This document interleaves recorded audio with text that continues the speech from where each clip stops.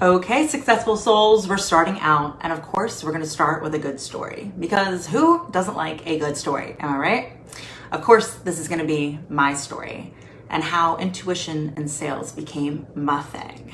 Okay, so let's go back, way back when I realized that I was obsessed with sales. That's right, I said obsessed. I love everything about sales, and let's be honest, you kind of need to if you're going to be successful. No matter what business you are in, you need to be selling. It's how you provide for your entire company. It's how you're able to pay for your employees. It's how you bring an income and put food on the table. You need to know how to sell and get comfortable with selling. Okay? You're gonna hear me say it often, but I always say growth always happens from getting comfortable with being uncomfortable. And that's very, very true. Now, here's the thing. I knew I loved sales. Going back to when I was in college, University of Delaware, went to school with a degree in marketing, minor in advertising. What a fucking waste now, guys. Like, it's funny because I'm still young. I know that. I'm relatively young. And when I went to school, I think Facebook just came out. I'm pretty sure I had a flip phone. Oh, I did. I had a flip phone. It was a Motorola and it was shiny pink. I remember that too. Well, $100,000+ later, none of the things I learned there really applied because now I'm so focused on social selling, right? Oh well, that's a different story. We don't have a lot of time for this episode, so I'm gonna go a little bit faster. But I remember I had a class in selling and I remember my professor. I don't remember any of my professors, but I do remember one, Professor Brown. So if you ever hear this, Professor Brown, I just wanna let you know, you really kind of the start of it all and your class is freaking awesome. So anyway, I really was competitive, always been competitive, been an athlete, but I realized sales was kind of like the competition side of business. So I was game on in, right? Really enjoyed her class and she inspired me to get involved in competitions where I had several sales competitions that I competed in at school through public speaking and I just knew it was my jam. I loved it. Well, I went to school full time, but I also worked full time and I worked at an upscale restaurant. And the thing is, I realized if you want to be 20 years old, the way to make $300+ a night was to work at a good restaurant and be damn good at it. Not just showing up and taking orders, but really creating an experience and learning how to what? Upsell, right? Oh, sir, sure, you want the 6-ounce filet? Absolutely. Why don't you go with the 8? Oh, you care for a glass? Why not have the bottle, right? Exactly, the bottle. This is where the story goes. I realized that if I was gonna bring the most money home, I needed to sell where the margins were at, and that is in wine and spirits. I learned that menu like the back of my hand. I knew that if you said you wanted light body, fruit forward, red but semi-sweet, I would go with a Pinot Noir. So I knew the menu so well that I was selling at every single table. Well, the thing is, it became a passion. I actually truly end up really enjoying the art form of wine and especially bourbon, but the spirits in general. So I got pretty fortunate because I ended up having a group of people who came in regularly and they worked for a very well-known distributor in wine and spirits. And I swear it seemed like they began to start requesting me and I did that thing where I showed off all the time. I took my education a lot farther and just like a little inside secret about me is that I'm actually a certified intro sommelier through the Court of Masters. So that's where I was taking my education. Well, school finished and I saw an opening at that distributing company that I was speaking of that I often have regulars for. And I went for it. It was well over what I was expected to do as a green person in the industry. But I fought for that position. 13, yes, that's right. 13 interviews later, I became, very proudly, the youngest state portfolio manager in the country for the second largest supplier in the world. So in that position, I was 1 out of 4 women in the country. So I guess there's 50 people since there's 1 per state, 4 of which were women at the time, and I was one of them. I was most definitely the youngest as well because everybody that I managed, again, it was about a team of 24 people, 12 for the on-premise, 12 for the off-premise, and all were significantly older than I was. Some even had children older than me. So you can imagine what that experience was like. Honestly, it was awesome.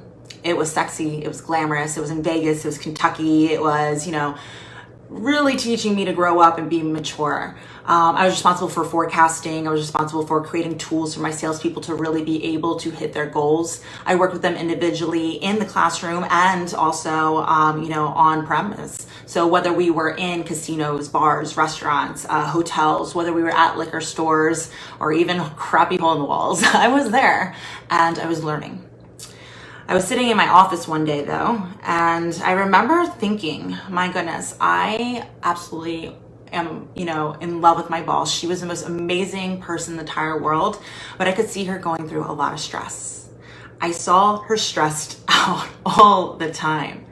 And I knew she'd been there for 20 plus years. As grateful I was for working for that company, I kept thinking to myself, is this really, where I want to be? The answer was no. I felt a calling, and I knew that my connection towards sales and the direction I wanted to go wasn't necessarily there. But I also knew that there was something more. And for the first time in my life, I really sat there and I focused and I said a prayer. And it was just, for an opportunity.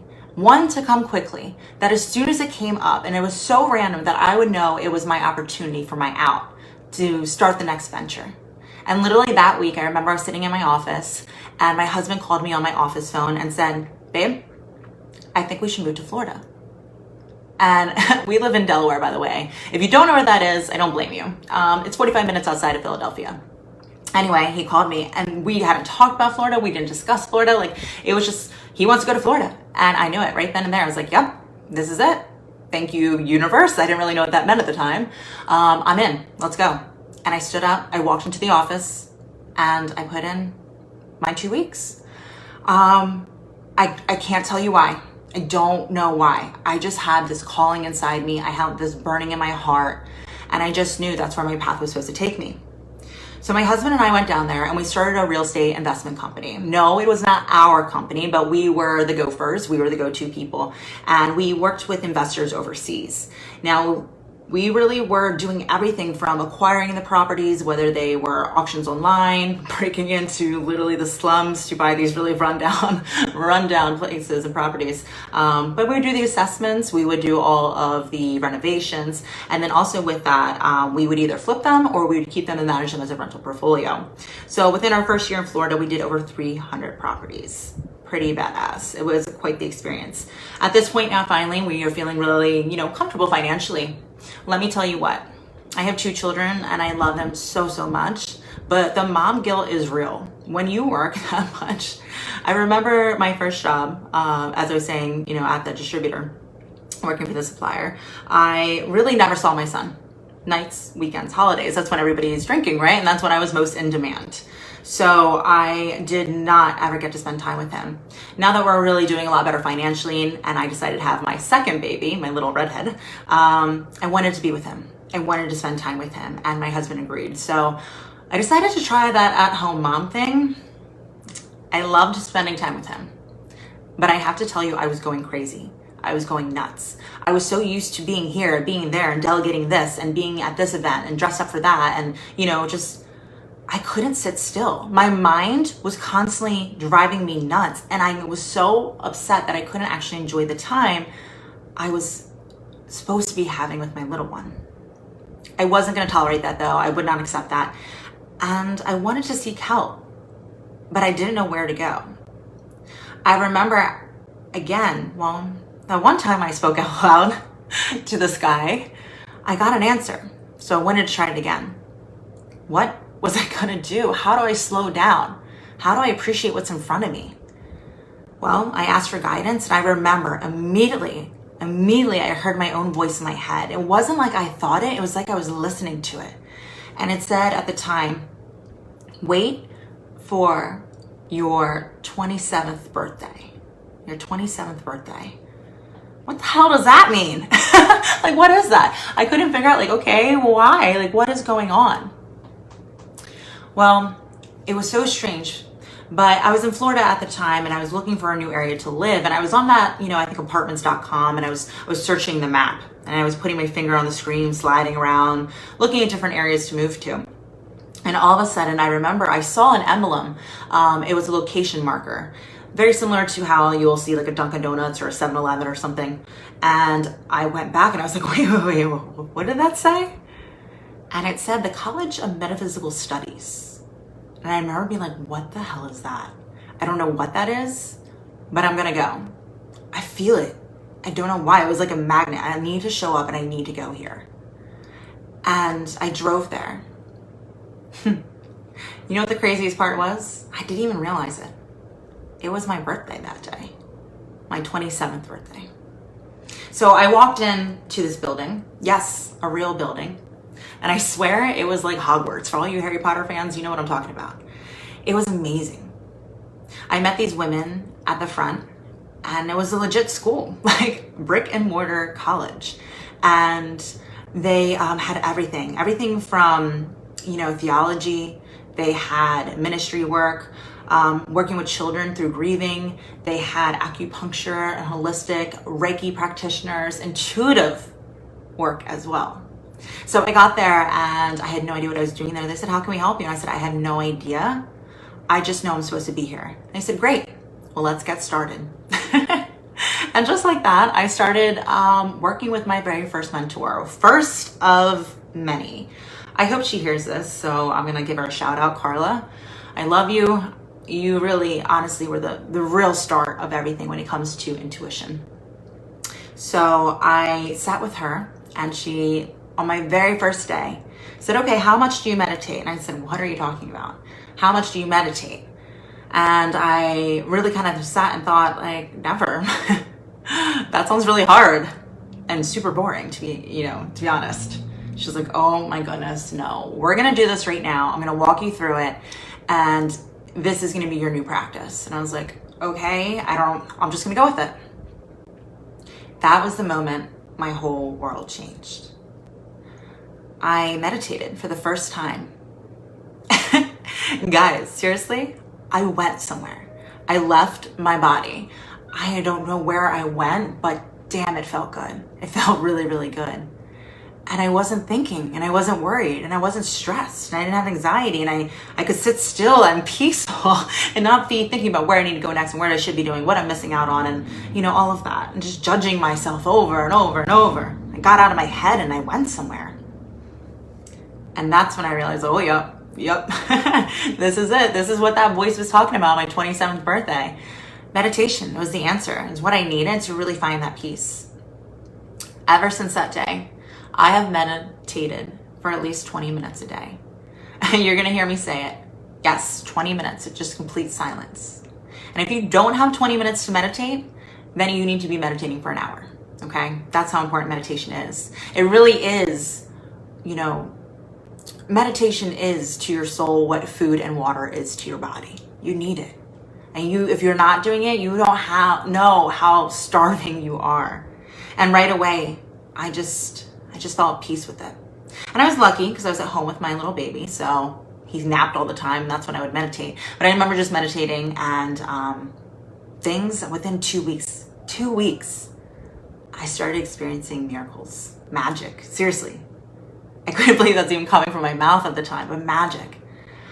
When you sit in meditation, what happens is you get so comfortable with your own energy that you start picking up on things that don't belong to you. You see, we absorb things all the time. I'm known as what's called an empath. And you might be shaking your head right now, being like, I have no idea what you're talking about. You're like, oh my gosh, yes, I'm an empath too.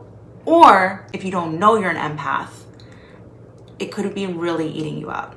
You're absorbing like a sponge the energy of other people, the thoughts of other people's vibrations without protecting yourself.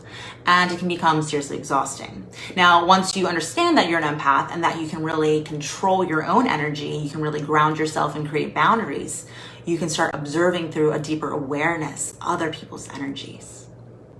Now, here's where it gets interesting. I had that serious sales background, right? But now I experience meditation, and now I'm becoming very connected to understanding vibration, frequency, universal laws through my studies of deep metaphysics at the College of Metaphysical Studies.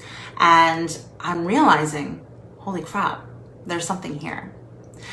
I was always very naturally in tune to energy. I just didn't realize it. But now my brain was understanding the concepts. My mind was truly becoming connected to my body and soul. And that's where it all took off. See, what is sales? Sales really is just reading people. It's intuition and connecting and seeing the oneness in everybody. And I knew to be very successful at sales that I truly had to be authentic. I had to be very authentic, and I had to create an emotional connection, one based off listening, of connecting to someone's heart and to their frequency, to their vibration. And we'll talk a lot more about this. But in order to sell very expensive things, I need to create that emotional connection through authenticity, which earned their trust. Do you understand? You have to earn people's trust in order to sell to them, okay? And again, you're not scammy, you're not spammy. You are literally providing a service in which is going to help change and better their life. And you're worth it. But the thing is, I wanted to make sure that I was connecting to people on such deeper levels now that I understood these concepts of metaphysics. And just like that, I decided, you know what? My son's getting a little bit older. He was going to preschool. I'm getting back into it. I started at a business consulting firm with one of the most impressive women I have ever met in my freaking life. And I became a salesperson for a lot less than I was making before, but I was excited for the opportunity for commission. Okay. Within my first 3 months of that company, knowing what I knew now of all the sales training and principles that I've had before, now combined with the studies of metaphysics, within my first 3 months, I hit multiple 7 figures in sales. I hit my 6-month goal within my first 3 months. And within 6 months, my 1.5 years. I was onto something. Well, this business consultant knew, and she recommended that not only do I do sales, but I start teaching the clients as well, all about selling. And this is where it took off. I now help thousands of business, professionals, entrepreneurs, and their teams to skyrocket in sales and to really align with their intuition to create an emotional connection that really helps them to change the lives of their people. And that's exactly what I do. I'm not a salesperson. I am the start of everybody's success journey. I am here to help educate the world that all you have to do is be yourself.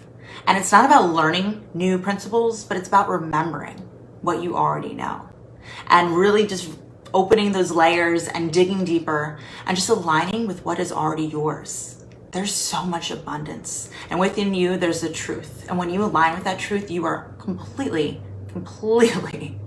spiritually successful.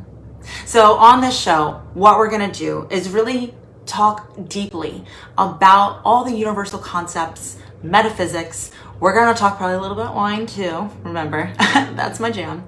And we're also going to really talk about just aligning with our truth, our purpose, and serve. Serve. You're not selling, you're serving. And when you give, my goodness, you are allowed to receive. And I promise you this, from this day forward, as you listen to our upcoming episodes, I want you to know I will always be giving. I will always be serving. And I'm giving you all of me. The honest me, the true me, my heart, my dreams, everything. And for that, I want you to know I appreciate you. I'm grateful for you. And I'm just so thankful to have this opportunity to share the knowledge that I know and to connect with you emotionally and help you change and up level in your life. So what I want to do is really end on a note that says that let's just be excited. A lot to look forward to. So guys, this is it. This is me. Again, I'm Cynthia Stant, and you're listening to Spiritual Success. Acknowledge it, embrace it, see it through.